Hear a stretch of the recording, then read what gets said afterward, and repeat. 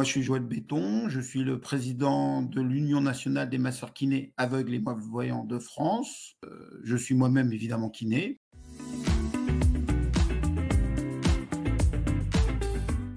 L'UNACAM, donc l'association des masseurs kinés déficients visuels, a été créée en 1923. 1923. À ce moment-là, la profession de masseur kinésithérapeute n'était pas encore créée. Mais cette association a été créée parce qu'il y avait déjà une première ébauche qui s'appelait masseur gymnaste. Puis en 1946, la profession de kiné a été donc créée. Et là, dès le départ, les déficients visuels, mâles et non-voyants, ont pu participer et aussi se former sur cette nouvelle profession.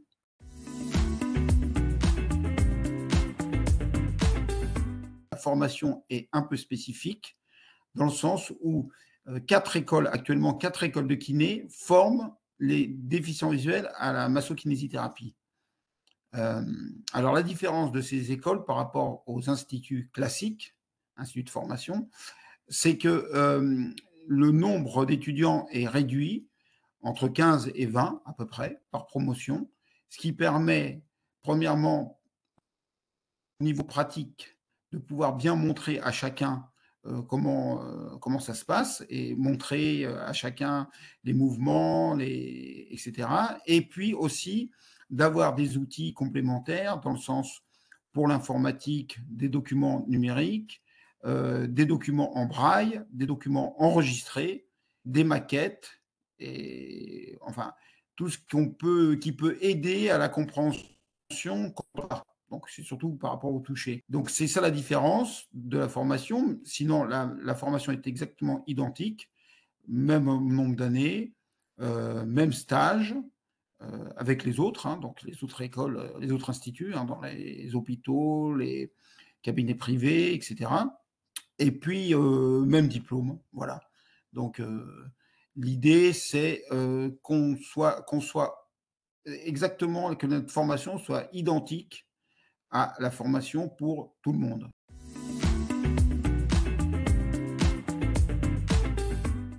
Alors en fait, pour intégrer, il faut passer par la maison départementale des personnes handicapées. Donc ça veut dire qu'il faut d'abord être reconnu en tant que travailleur handicapé. Cette maison départementale des personnes handicapées va examiner le dossier, va donner un accord favorable ou pas, d'accord? Si elle donne un accord favorable, à ce moment-là, la personne s'inscrit dans une des 4 écoles, ou même dans plusieurs, elle peut s'inscrire. Et là, elle va rencontrer des responsables, la psychologue, etc. Et l'école va décider si elle prend la personne ou pas.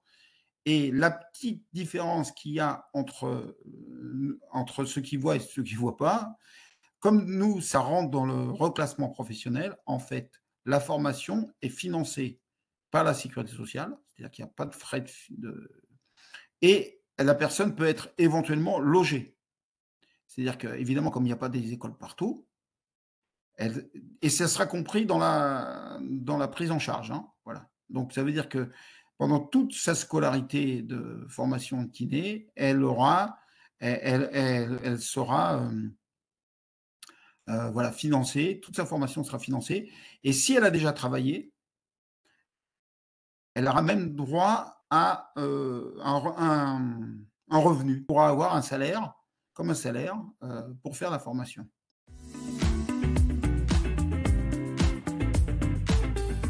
Bah, je dirais que la massokinésithérapie, c'est un moyen pour les déficients visuels d'avoir un travail qui soit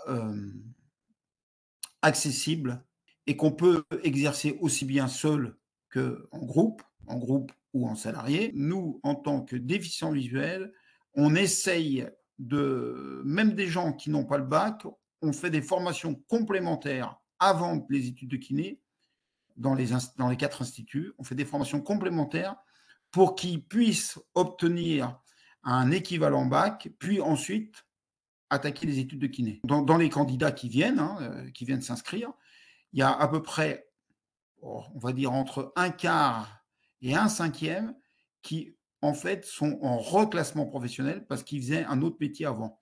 Alors, ils faisaient un autre métier et ils ont des problèmes de vue en cours de route, hein, et ils peuvent plus exercer le métier qu'ils faisaient, hein, parce qu'ils ont perdu un peu de vue, beaucoup de vue, ils ont perdu toute la vue suite à des accidents, des maladies, et cetera, et ça leur permet de pouvoir rebondir et de pouvoir arriver à, une profession, de qualité et reconnue, voilà.